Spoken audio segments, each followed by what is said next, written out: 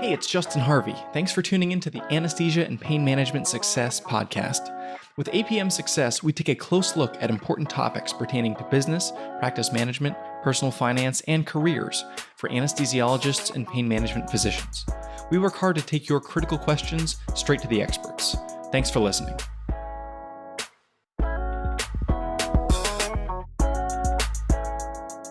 Hello and welcome to another episode of Anesthesia and Pain Management Success. Very pleased to be joined today by friend of the show, Dr. Krishnan Chakravarthy. He is an interventional pain doc out of San Diego. He's on faculty at UCSD. He's the president-elect of the American Society of Pain and Neuroscience. He's running conferences. He's doing research. He's doing all kinds of interesting things. He just bought into a private practice in a surgery center. Clearly, we're going to have a lot to talk about. Dr. Chakravarthy, welcome.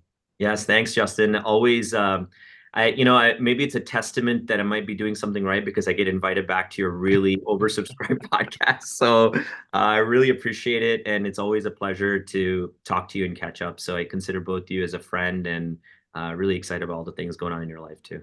Yeah, likewise. It's always a pleasure to talk to you. There's a lot of things I want to talk about today. Why don't you kind of tell me, the ASPN conference is coming up as the president-elect. Tell me about sort of the vision and what kinds of things the executive team is talking about right now and what has the attention of the leadership at ASPN. No, wonderful. Look, I think, first of all, the annual meeting this year, the theme is building bridges. I think, humble opinion, being in this specialty for a good part of a decade, I feel we're at a really important crossroads for pain medicine. I think just to say factually, in the last year or so, there's been a real big challenge in attracting a lot of newer fellows into the specialty. And there's a lot of questions around, well, what is the future of the specialty going to be? And you're seeing a lot of push from insurance companies fighting to us keeping some of these therapies. So I think we're at an important moment where there are a lot of important questions around education. What is that going to look like for a pain specialist 5 to 6 years down the line? How are we going to collaborate and find middle ground with other disciplines that, the analogy we give for pain medicine is, it's like the interventional cardiologists and the cardiothoracic surgeons when stents came around. Well, that analogy is great, but they did a lot of things to make that transition very effective for patients. So not just from the training perspective, from the education perspective. So I think we are in a really interesting time in that. So I'll give you a good statistic. I think the last I heard, there's over 6,000 plus pain clinicians in the United States, of which only about roughly 1,000 to maybe 2,000 of them that do interventions. And then you look at the more advanced interventions that are minimally invasive spine procedures, even a far greater shortage of those people that are doing. So the challenge is that as we redefine our identity, how do we better educate the masses and the folks that are training to really critically say, are these effective therapies? Are they giving durable improvement? But then really get down to, is this something we can train a majority of the clinicians on? The field of pain management is changing quickly, and as technology is quickly advancing, it seems like the educational infrastructure is kind of like running to keep up. Tell me about sort of how either in your opinion or amongst your colleagues at ASPN, how you envision, like, what is the educational ecosystem that makes sense to create an interventional pain management doctor who is like appropriately trained at the right time with the right amount of training, the right oversight to do what they need to do? No, and it's a great question, because you look at, to the credit of my colleagues, Dr. Scott Pritzloff at UC Davis and Saeed Wahizi, I think they've been writing a lot about this topic recently. I think the challenge here is that, traditionally, when you think about what is the requirement for fellows to go through a 3-year residency, plus you do your additional intern year, the idea of extending fellowship to 2 years to allow for more training time, I think is a great idea. I mean, in fact, if the ideal circumstance happens, I feel there's enough curriculum to have it be its own residency. But the practicality of it is that those types of things require large policy changes, large amount of coalition among societies to advocate for those educational things. What I think is important is as a society, there's two really critical functions. One, opportunities for training, but also determining in some ways, you want to make sure that patients are front and center of any decision you make to advocate training and extending that out. So there's a balance in, hey, can I take a cadaver course or a 1 day course and be competent to understand the nuances that goes into a much more invasive procedure than doing an epidural or a trigger point injection. And so I think that we have to work very closely with educational fellowship directors to set a new standard for, hey, I need to do X number of procedures and feel comfortable and be proctored by it before I go out there and do this on my own. So for Aspen, I think there's several fronts that goes into. One is more defined guidelines around specific therapy adoption, level of evidence, and qualification of that data. I do think that there's a real important call to action for us to partner with industry and set a common set of standards on outcomes. One of the big challenges, Justin, today is if I even look at one outcome, it's not the same as any other study. So no two companies are out there marketing to the same outcomes. We can't, I mean, cardiology shaped their entire thing on objective data. So unless we start to transition that conversation into coming into a room and saying, hey, these are the outcomes that matter to every clinician, and we're going to adopt our guidelines and standards based on that. That's a big ask of our industry partners, but we have to do that. I think that's what shapes a field to doing that. Third is really focusing on advocacy and policy.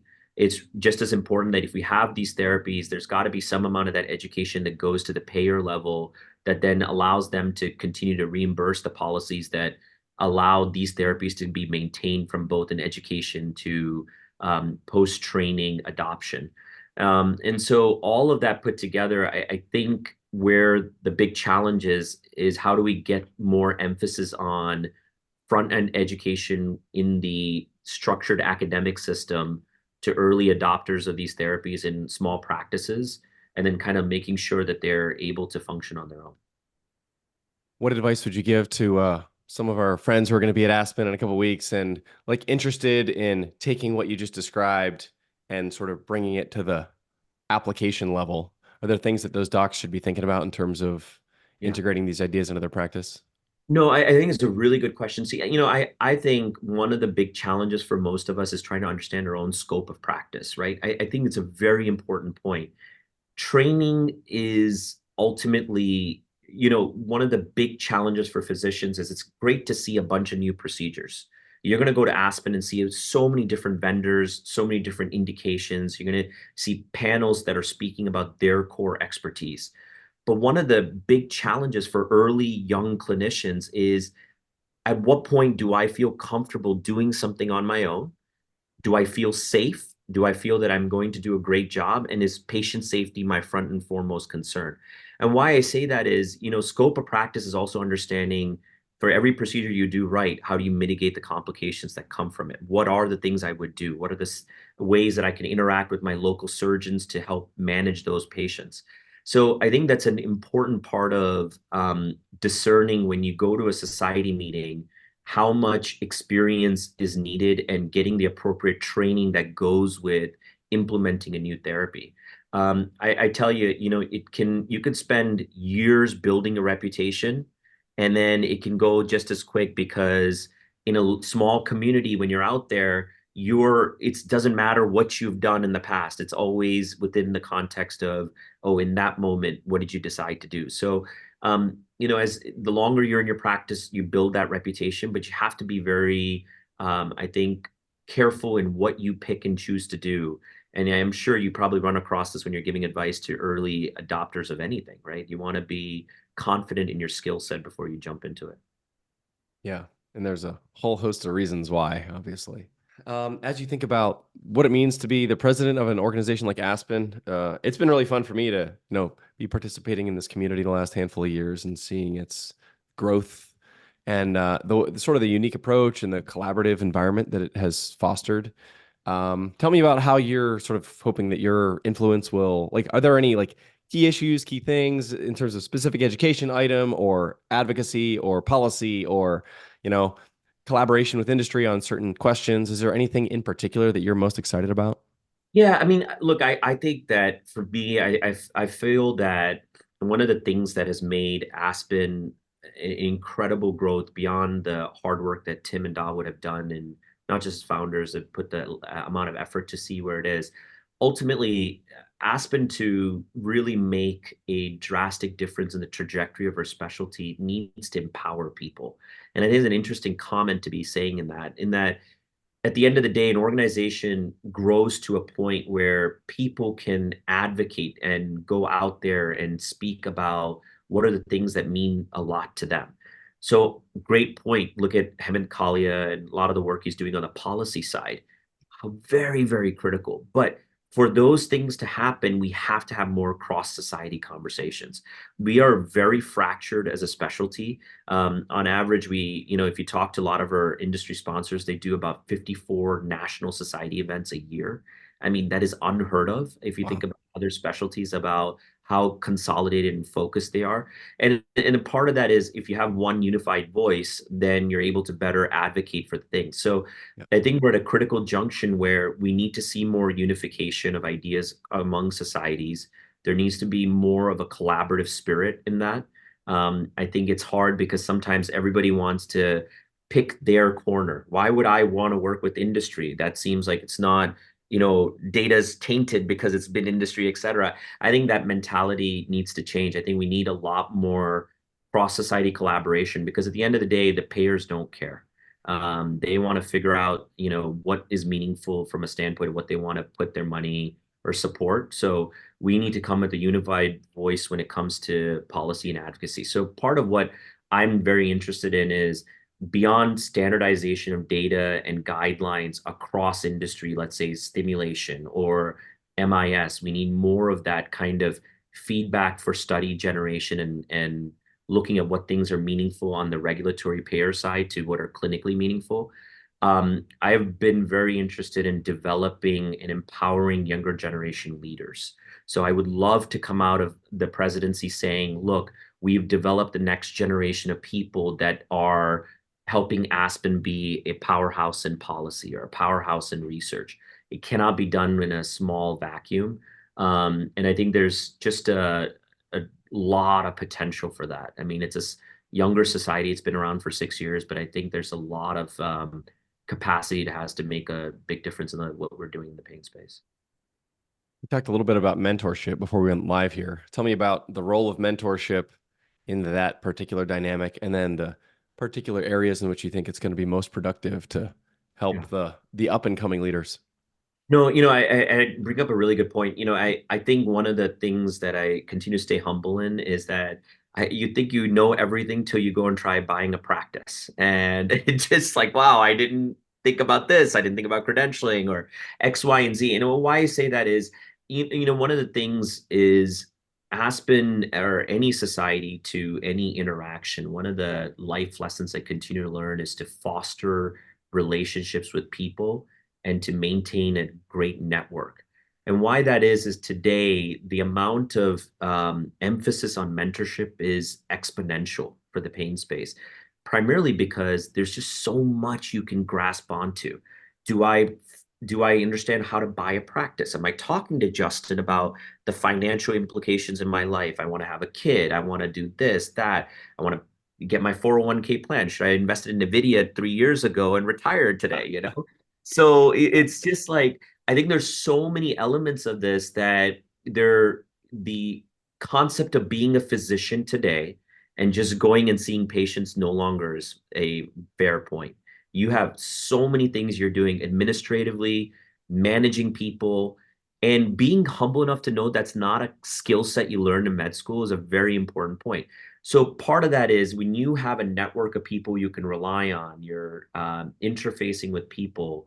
I think the culture of having access to people without the fear of what are they going to think because I told them that I don't know something is really important. And I think it's going to be a big part of, I think the dynamic of the shift in identity, because right now I feel a lot of pain clinicians feel success means I go out there, I consult for a bunch of companies and have a big, busy private practice. Doesn't always mean that. You can contribute very meaningfully as a doctor. You don't necessarily have to work with industry, and you can have a very successful life not showing up to anything. So I think the point is that you can be a mentor at a small community level or a national level, but I think identity around good patient care is really needs to be emphasized.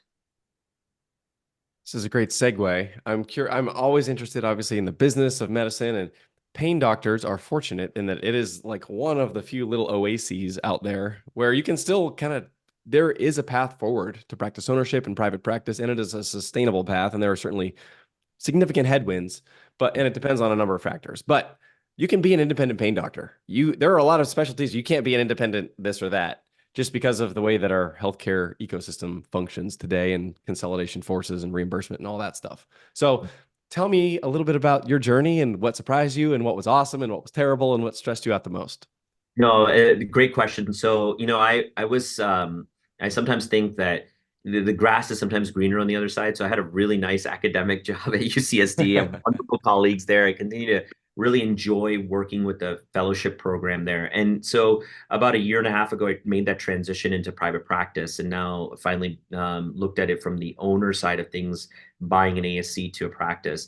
One of the things I will tell you, I mean, it's unbelievable the amount of detail that goes into running a business.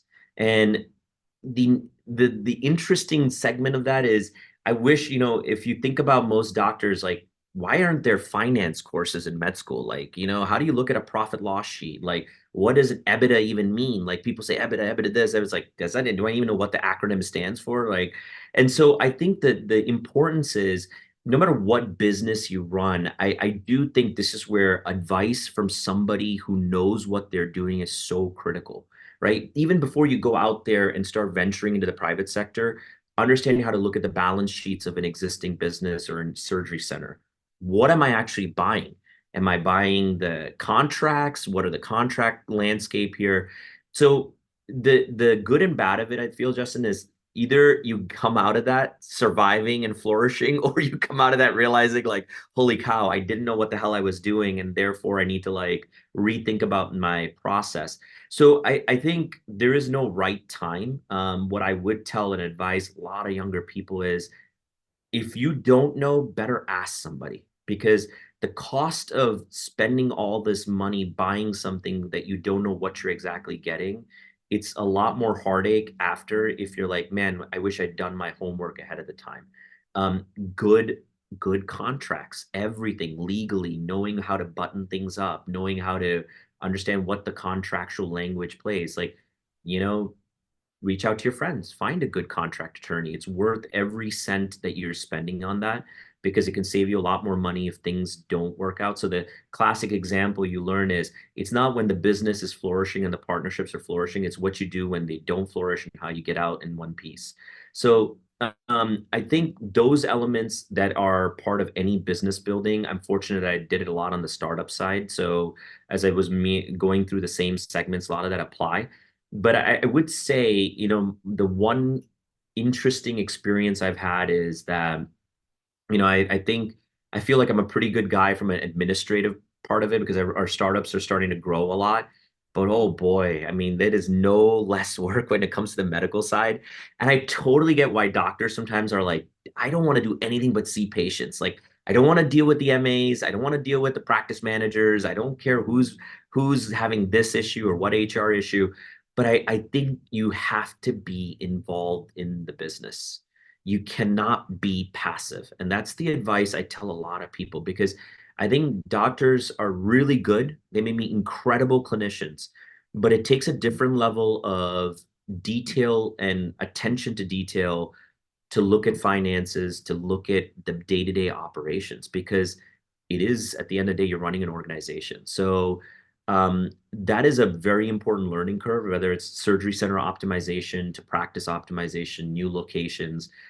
You have to be in the grind, in the trenches. Otherwise, you don't have a lot of buy-in from any of your, I think, employees to support staff. Yeah, something I've observed about the physicians who I think have been most successful, where I've had sort of under my purview their both the personal and the business finances is that they don't need to be experts in everything, but they assemble a team of experts and they are conversant in everything. And there are times at which they're not necessarily going to just take the word of the expert. They're going to push in, they're going to understand enough where they can ask educated questions. And at the end of the day, they really internalize the fact that nobody cares about my practice more than me. Nobody cares about my money more than me. Even the best advisor is not going to be able to care about your money, your family's well-being, your economic success like you are. And so there is no substitute for taking full ownership of your own destiny by like you've just got to do the work to. And by the way, like if you're smart enough to get through med school and residency and be a, specialty specific trained physician, like you can do business. It's not rocket science, but it is different and it does require that you apply yourself and build new muscles that you probably, in some cases, like there's whole categories of things. Like the one that always hits me is networking. Yeah. I learned networking from day one of undergrad because I was a finance major. And it's the most important part about your career advancement is like, how do you make people know you and like you and want to work with you? Doctors never ever learn that in my observation. I haven't gone to med school, but I have met many attendings who seem to have no context for that. And so a lot of my coaching for practice owners is like, listen, you need to make everybody in town like you and know you. And that requires that you get out and make friends. And that's totally unnatural for many docs, but it really is integral to the success of their endeavor. Usually, I mean, look at, even transitioning in a location from one practice to buying something, you have to know enough of what's available out there, and someone needs to trust you and your brand, right? So just as much as you could pay any amount of things, doctors think about, well, these are my patients. Am I comfortable selling it to somebody who will take care of my legacy and my care for patients? I want to make another point. I think you said something that's so important, and I think it is the single best determinant for success: identifying people with talent and retaining them.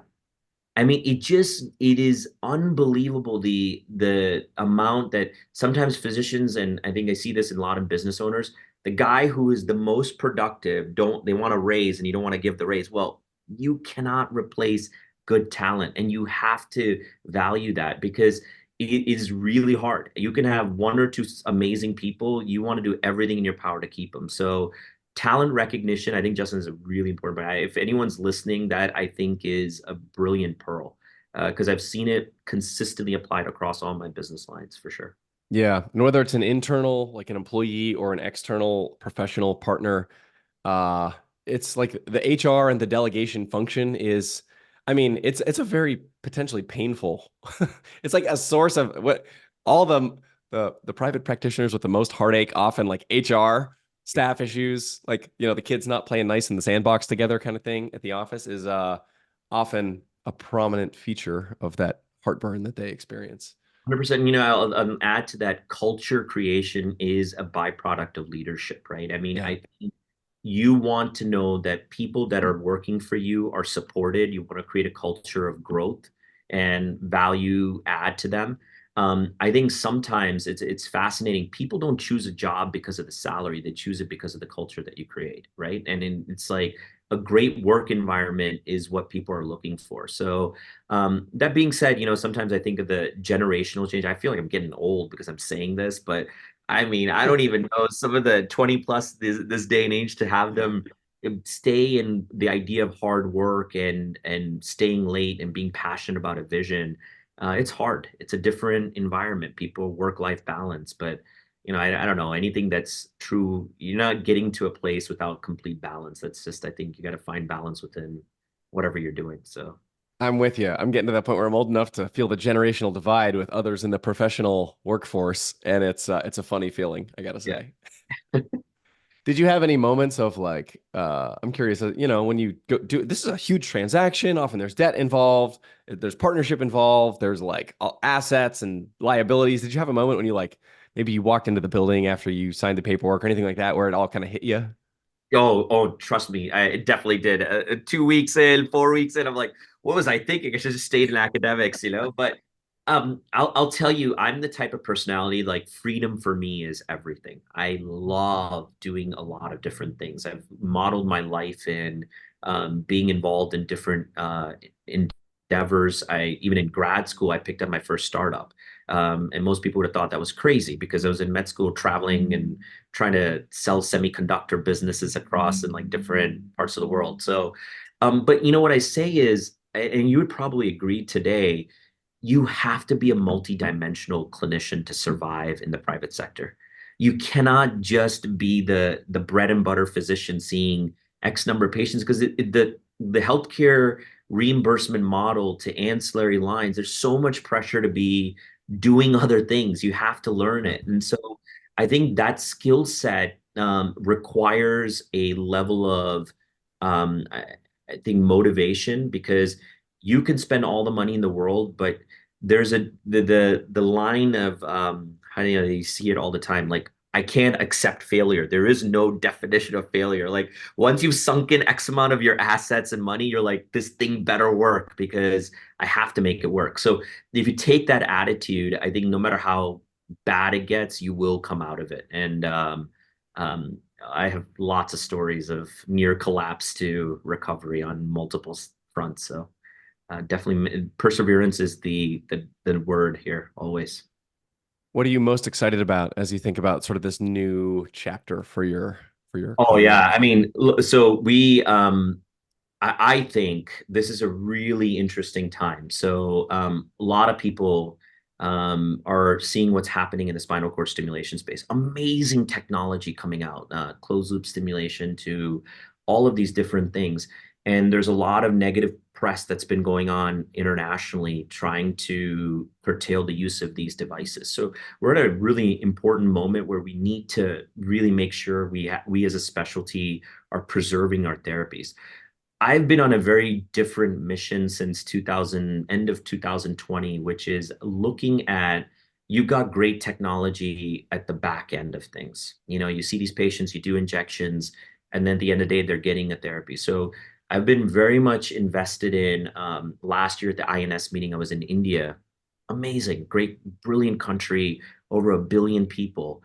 And so we get out there and all these vendors have these stools and or the boots and like we're giving these big talks and like oh this is game changing and so then I talked to one of the local clinicians and he's like I'm like yeah you know what do you think about all these devices and he was like well Dr. Chakravarthy like how much is the cost of these devices and I'm like well you know it's probably like 25-30K and he's like smiling and he's like yeah if I tell my patient that he's gonna be like my pain's gone and I'm good and I'm like so this, you know, the point in this is we have to think that if great therapies are developed, it has to make sense in the ecosystem of the world where if we're really trying to solve a problem like pain, where 1/6 of the human population has it, we need to come up with a better solution to that. So Nexstim has been on this mission. It's incredible. We've treated our 3,000th patient today, a year and a half out. We have a device at a cost of around $150 that is running through a lot of AI and machine learning technology. But I believe that the manufacturing know-how that's happening internally that we're building will get to a point where we can truly make, instead of 100,000 implants, you're treating 1 million, 5 million, 10 million patients a year. Now, you know, that's a very stark thought to a industry that's built around this stuff. I'm sure they're probably like, oh my God, what is Dr. Chakravarthy saying? But that is the future in 5 to 10 years is the vision of therapy adoption across multiple people. So we've just put out our 18-month data release. It's impressive. We've had about a 92% response to the device, and about 66% of those patients have a profound response. So AI is coming. We implement a lot of those software tools in the back end of the big data that we're collecting.